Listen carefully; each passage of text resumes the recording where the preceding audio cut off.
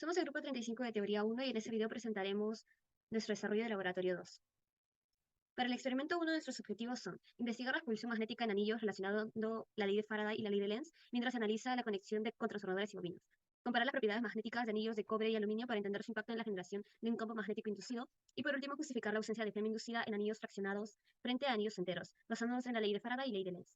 Para el experimento 2, explicar la relación entre la corriente generada y el giro constante de un imán, calcular el periodo y velocidad angular usando los datos obtenidos en el laboratorio.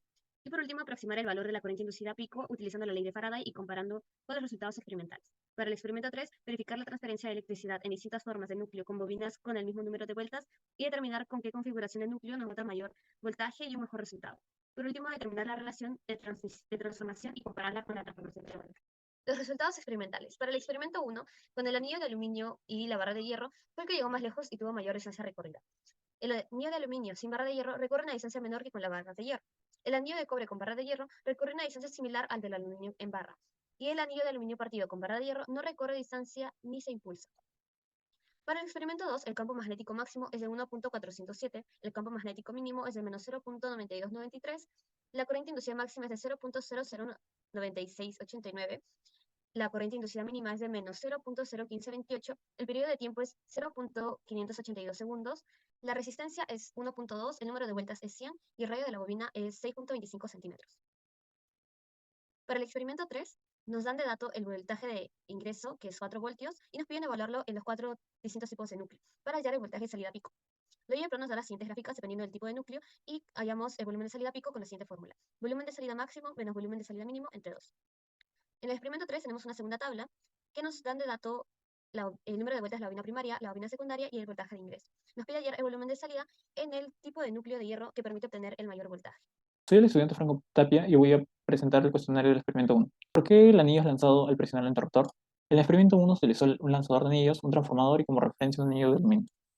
Al momento de presionar el interruptor, se permitió el flujo de corriente alterna hacia la bobina, la cual generó un campo magnético y una variación de flujo magnético dentro del anillo. Esta variación de flujo magnético, según la ley de Faraday, generaría una flema inducida. A su vez, por parte de la ley de Lenz, esta variación de flujo magnético generaría un campo magnético inducido, al cual se opondría esta variación de flujo magnético. A vista de que el anillo salió disparado al momento de presionar el interruptor, se ha de suponer de que tanto el campo magnético generado con la bobina como el campo magnético inducido dentro del anillo eran de un mismo polo. Eh, Al ser del mismo polo, se generaría una repulsión entre estos dos campos magnéticos, dando como resultado que el anillo salga disparado. ¿Qué diferencia hubo entre el anillo de cobre y el anillo de aluminio? Hay que tomar de cuenta por la ley de Faraday que la variación del flujo magnético va a generar una fe inducida. Esta fe inducida va a ser en una misma magnitud tanto el anillo de aluminio como el anillo de cobre. Vamos a suponer que la resistencia de cada material, al tener diferentes características, va a ser de diferente magnitud. En este caso, vamos a ver la resistencia mediante la relación entre la resistencia de un material y la resistividad eléctrica de este. En el laboratorio se hizo la obtención de la medición de los anillos para así utilizar estos datos para hallar la resistencia de cada anillo. En el caso del anillo de cobre, se sabe que la resistividad del cobre es aproximadamente 1.67 por 10 a la menos 8 ohmios por metro. El largo del anillo de cobre es 25.40 por 10 a la menos 3 y el área transversal es de 4.487 por 10 a la menos 4, dando como resultado una resistencia de 2.023 por 10 a la menos 6 ohmios.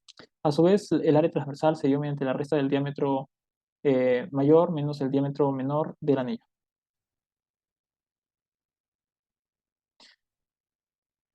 Se realizó el mismo procedimiento con el anillo de aluminio, dando como resultado una resistencia de 1.4829 por 10 a la menos 6 ohmios.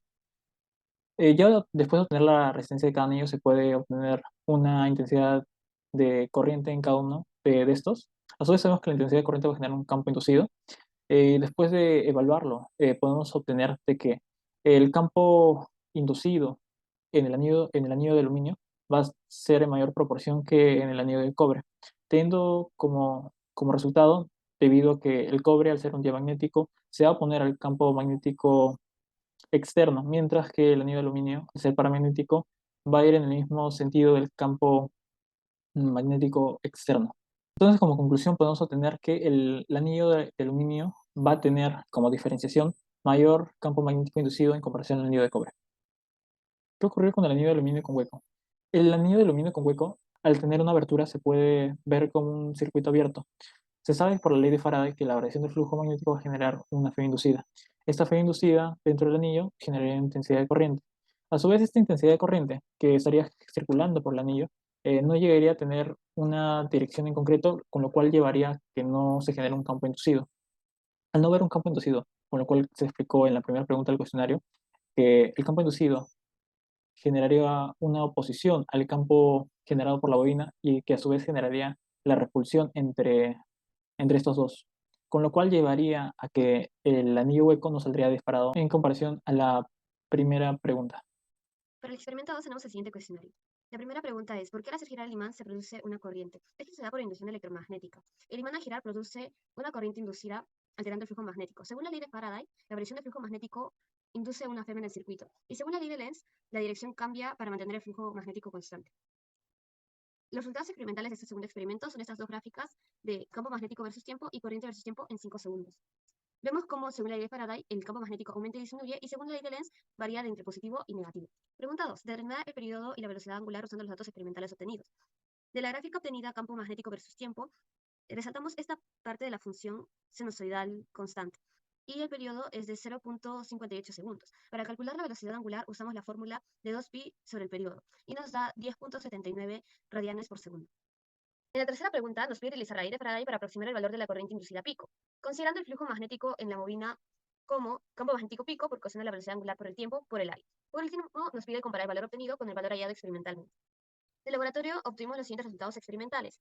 Para hallar la corriente inducida pico, hallamos primero el campo magnético pico como campo magnético máximo versus campo magnético mínimo entre 2. Reemplazando los valores de la tabla, obtenemos que el campo magnético pico es 0.001168 teslas. Para el flujo magnético en la bobina, derivamos la fórmula respecto al tiempo y reemplazamos los valores de campo magnético pico por la velocidad angular del experimento de la pregunta 1, y para el seno de la velocidad angular por el tiempo usamos su valor máximo, y el valor máximo de una función seno es 1. Para el área multiplicamos pi por el radio de la bobina, que es 6.25 centímetros. Le elevamos al cuadrado y el flujo magnético respecto al tiempo nos da menos 1.54 por 10 a la menos 4. Para hallar la FM inducida, multiplicamos el número de espiras, que es 100, por el flujo magnético respecto al tiempo, que es menos 1.5 por 10 a la menos 4, que nos da el siguiente valor de 0.01547. Para hallar la corriente inducida pico, dividimos la FM inducida sobre la resistencia y nos da 0.01289.